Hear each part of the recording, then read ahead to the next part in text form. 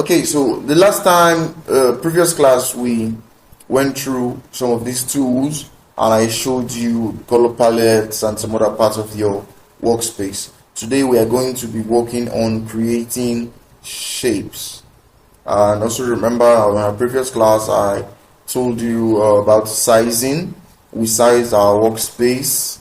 So today we are going to also be applying those knowledge on sizing as we continue with today's class. Please do well to follow our social media handles as displayed on the screen. Pay attention. When you follow, the importance of following those handles are you'll be able to track up videos you missed. Probably you were unaware of their release and you want to follow up. So do follow our handles and stay close. So today we're going to be talking about shapes creation. We're going to be creating shapes. I'm going to show you how to create shapes and how to color them, how to apply outlines, how to move them, how to manipulate them. So we're going to be starting with our first obvious shape tool here, which is the rectangle tool. Now, this is the rectangle tool. How did I create this? I just came to my workspace, I clicked on an empty space and I dragged. Take note, when you want to click and drag, you left click click your hands on your click button and you drag to the direction you want to achieve the shape and the size you want at that moment. You get. Now this is a free rectangle I just created. My shapes are assuming that color because that was probably the last color I worked with while I was on my Corel software. So, but yours might not actually take any color. Actually, yours might come out transparent. So if it comes out transparent and you want to add or remove a color to your shape, just come here. See, this is what is there right now. You can come here, left click on another shape, you take another color rather. If you take the color, you can come here, left click here. I'm sure you get what I'm doing right now. So that is how you alter your colors. Like I said on our previous class, there are more colors available on your Corel than what you see here, and I will show you how to access different tints and shades of different color. And also remember in our previous class I showed you this bar that's to serve as a color history. If you notice, all the colors I've clicked just now in showing you how to color your rectangle has appeared here.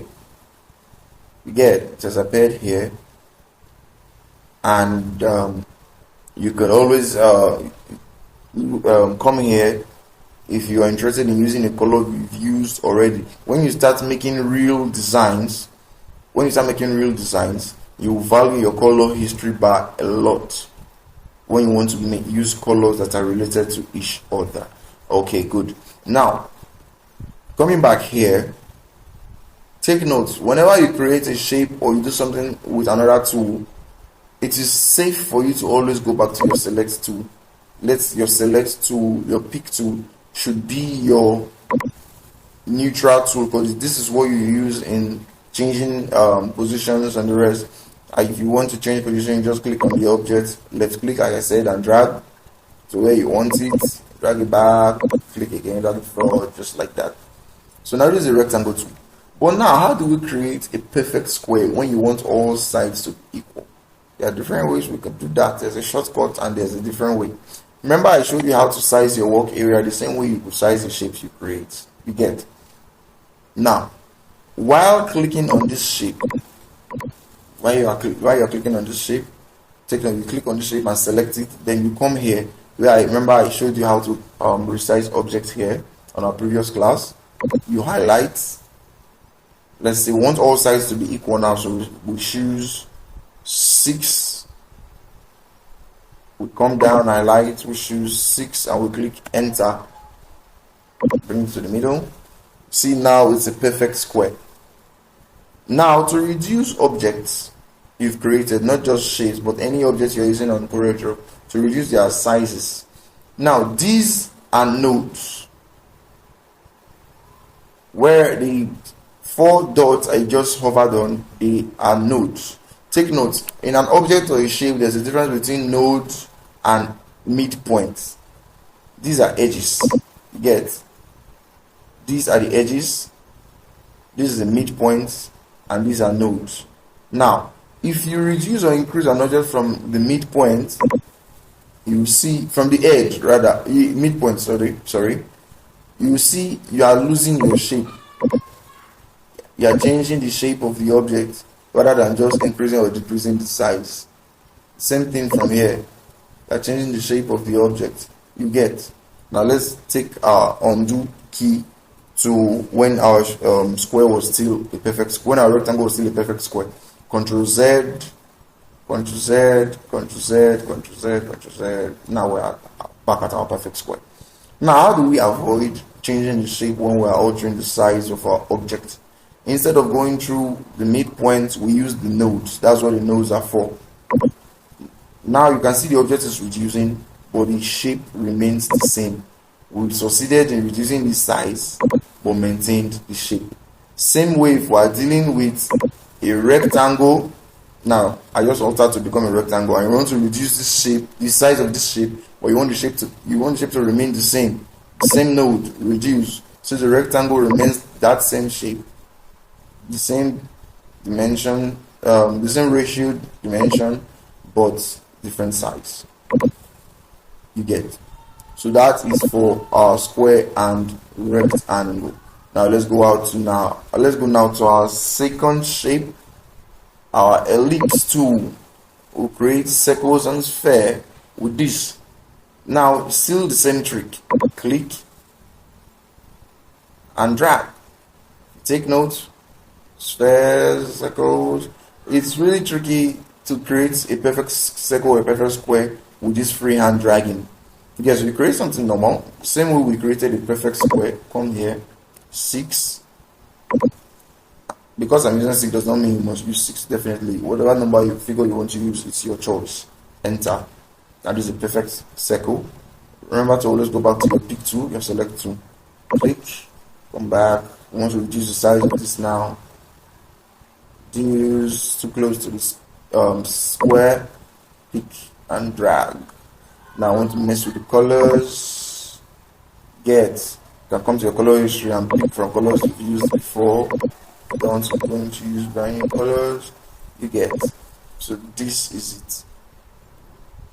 Now our third tool, our polygon tool.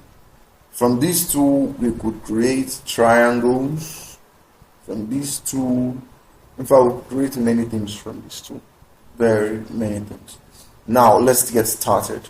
Click on your polygon tool, same technique, click and drag. Now you see automatically this is a polygon,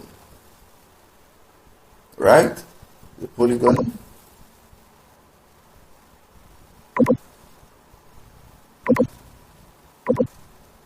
Now it's having 5 sides. How do we manipulate our polygon into different sides? 3 sides, which is a triangle, 4 sides, which takes it back to a rectangle, 5 sides, which it is now, 6 sides, 7 sides, 8 sides, an octagon, just like that. How do we do all that? Simple. If you look at this bar, you will see this is 5 and it has 5 sides. So if you want to create another polygon, if we reduce this, it now has 4 sides, right? Reduce again, 3 sides, which is your triangle, right? You cannot come down to 2. Yet. Now this is a triangle, 3 sides, a rectangle, 4 sides, 6, 7, 8, 9, 10. You increase this to a certain extent and it will actually look like a circle. Now it's run out of sides. Okay, this is not necessary though. So creating a triangle is simple, just say 3 sides. Same way you click enter. Same way you can um create polygons of different other sizes, which I showed you just now. Straightening, and this, my dear, is your triangle. Now let me teach you one trick. Just notice I tried to straighten this triangle. I couldn't on my own. I'm trying to use my eye, you get. But if you want to size this triangle, you want to straighten it automatically, like you want to give it an angle automatically, just come here. This is the angle of rotation. If you highlight it, click 0, you see it's straight now. If you want to flip it, you can come here, click 90. For those of us that did math, it's still straight, but you see it's actually aligning to the right side instead of facing down, instead of the base being down as it was. For those of us that did mathematics in school, we know how the angles work, how angle of rotation works. 0, 90, 180, 270. Is it 270? Yes, 270 and 360. Yeah. So now let's take it back to 0. Voila, our triangle. Now I have literally showed you how to create the different simple shape.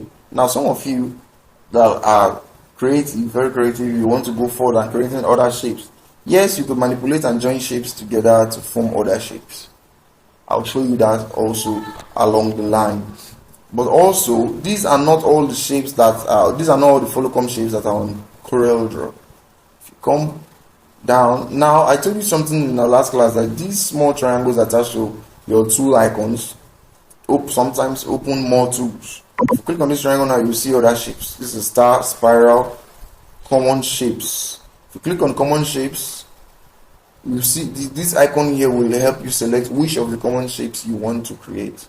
Click on this angle, you see other several shapes, even down to your call out shapes. Click on it, the same pattern, click, drag to where you want, you get. For those of you that are comic lovers, I'm sure you will enjoy doing this. So this is for this. Alright, now I've showed you how to create the shapes, how to add colors. Now what about manipulating and joining different shapes together? Good. This was one of my favorite parts of becoming a graphic designer, or training to become a graphic designer. When I learned how to make shapes, it was interesting. Now first of all, let's manipulate before we merge. Remember I told you about your shape tool, which I use to manipulate shapes. Let's start with your rectangle. Now, there are different ways you can manipulate before you convert to a curve or after you convert to a curve. Now, before you can convert to a curve, you can mess with the edges of this. Make it become round. Take note, the nodes are what I clicked. Click on the nodes, drag down, get it a bit curve or very curve. Get different ways to do this. Okay. Now that I could do because I have not converted my shape to a curve. I just wanted to do minor manipulation to my edges. What if I want to do more than just a minor manipulation? Then I will convert my shape to a curve. Now I've converted. Now converting to curve makes your shape slightly, if I'm not slightly, very flexible to manipulate. For example, now with my nodes, I can do this. I can do this. I can do this. I can do this. This is something you get used to when you actually play with it. When you use it, like practicalize it. I can now come here to this edge. I can even do this. Get. When you want to then, you see these lines now, if you want to break them to becoming another node or something, you right click. You can come here and click break apart. When you break apart, and you see that you're creating several lines. Now from that, come here. When you merge those two lines together, now they became a node. Now take note, we created this shape from the rectangle we created when we started this class. You can also convert it and manipulate to different other shapes. You can come here, right click, break apart again. When you break apart, it becomes, the object temporarily becomes a temporarily becomes a line, like just a line drawing, because now you've broken it apart, so the nodes are not meeting anymore, the line is not meeting anywhere anymore. But when you create another node, it will lock itself and then the color will come back. Now if you notice, I have cut this shape into two. It is now two different shapes, and I can make it to become two different shapes. Now if I make these two nodes meet each other, you see, not that I'm doing anything specific, I'm just showing you how you can mess with this and get used to it. Same way you are breaking apart, you can also convert lines to curves. You can come here now and say, right click and say to curve. Convert to curve. Now it means that you can curve these lines. You get, you can literally do anything you want with this tool. You just play with it, master it, roll up something with it. I think I just destroyed this shape. Let me delete this. And then same thing you could do with your ellipse, your circle. Come here, you can use this. Circle just has one node, but two lines meet, so you can cut your circle. Yes, that's what the node on a circle can do actually. Yes. Now if you're wondering why the color is vanishing sometimes, I'll show you now. These are a shortcut of doing what we just did. You can click here to have your half circle. You can click here for your circle to just become a line, a curved line. Come here, then get your full circle back. If you convert your circle to a curve, convert your circle to a curve, see you have 3 nodes now, and now you can manipulate 4 nodes rather. You can manipulate your circle into becoming something you want. This is one trick that we mostly use for logo designs, to create shapes, new shapes for brands. You get? Now that is for that. I will show you the purpose of shape manipulation when we start doing logo designs from our next class. Let me delete this. Same thing you can do to this and this. So now I've successfully shown you how you can manipulate the shapes you create. Now, but I haven't shown you how you can merge shapes together. Let's delete all this. Click, delete, from here, click, delete. Now let's create shapes again. Let's create a circle. Then let's create a square. Now, imagine I have a shape I have something in my head I want to create, like a shape in my head, and I want this shape. I'm very sure I've taught you how to rotate. Have I not? Sorry, maybe I haven't. Same way you could resize with your node while it's showing like this. When you click in the middle of that object again, you see that the nodes become round. So you can actually rotate it from your node, not your edges, mind you. The node, you can rotate it. You get. But when you finish rotating, make sure you click back to get this box, this square node instead of the rounded one. You get. Now imagine I rotate my shape like this because I want to merge it to the circle to form another new shape that does not exist. Now I can come here, I can mess with my shapes. It's my properties, my design. I'm the graphic designer, I'm the master of my craft. So what I want is what I do. So imagine I want to get this shape now. What does this shape look like? I know it's not a live class, so you can't answer the question, but I don't know. To me, it looks like a whistle. Those whistles we used to play with when we were small. Okay. Now I can do this. I just put this shape into this one, right? Put this shape into this one. I think I like what I got. Definitely like what I got. Now, what if I want to do something else? I create another box. This time something small.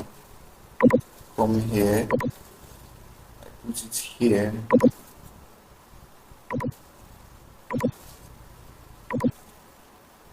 I don't really have anything in mind. I'm just working. Take note, you can always use your direction key to push objects you create. Now I'm pressing my right direction key to move it. Yet, why is it direction key? That is the key on your keyboard that goes up, down, left, and right. Use that also. So now, I think this is actually starting to look like that whistle. I don't know, it might look like every shape have different meaning to different artists and different designers, except for the very obvious ones. And let's say this is a shape I want to create. But take note, this is not one shape. You're only seeing it like this because I created them in the same color. If I change the color of the shape now, you see that these are not one shape, these are three shapes, but I want to merge them. Now this is where we talk about grouping. There are different types of grouping. Now, if you remember, did I teach you about how to highlight object? No, I did not. Now, if I want to select all these objects, once I'm in my pick tool, my select tool, I click on an empty space where there is no object. I left click, then drag my line of symmetry, my line to cover all the objects I've created. It has literally selected all the objects on the screen. But what if I don't want to select all? I click on an empty space again, and I just want to select maybe one or just two out of the three. Then I cover just this one. I pick that one. If I want to select just the other one, I click from there, I cover just this one. Pick just that. If I want to select two and leave the rest, maybe the circle and the rectangle, cover just this one. Get me? So now, since I want to group all my objects to form one, I will drag over all. Now come here. These are different types of grouping. These very different grouping from here to here is a different type of grouping. So I want you to create shapes on your own. That's an assignment I'm giving you. Create shapes on your own, color them, manipulate them, try to merge them with all the different grouping here. But for now, we're going to be using this one. Click on this grouping. Now we've welded our three shapes together. Take note, it's no longer three shapes. It is now one shape. So when we apply color now, we apply color to one shape. You get it? I'm hoping you got that, like all what I did just now. So this is a shape I created out of three. This is something I created out of three shapes. For example, I was designing a logo now. I could definitely use this as a company logo. Depends on the brand. Maybe add one or two other effects to it, and voila. You get it? So I want you all to play with the tools I just showed you how to use. Assignments, please create something. Mesh shapes. Use our groupings I just showed you. The last step I did. Mess with your colors and the rest. For the next class, I'm going to work on logo creation, which we are going to use basic shapes. And I'm going to teach you coloring, color gradients, and voila. I'm going to show you how to apply colors while we're doing our logo creation. Please, I want you all to note something. I am not 100% good tutor. I'm not a teacher. I did not study education. I am a professional cinematographer, a graphic designer. Like, I'm a techie in general. So, and an influencer as well. So when I teach a class like this, if there's something you do not understand, no matter how silly the question might sound, please do well to hit me up and buzz in with your questions. I will definitely answer. But nothing would give me joy more than you practicing the things we've learned here today. I believe after our next two classes, you'll be able to pick designs. You'll be able to start picking designs and replicate them and create basic logo designs.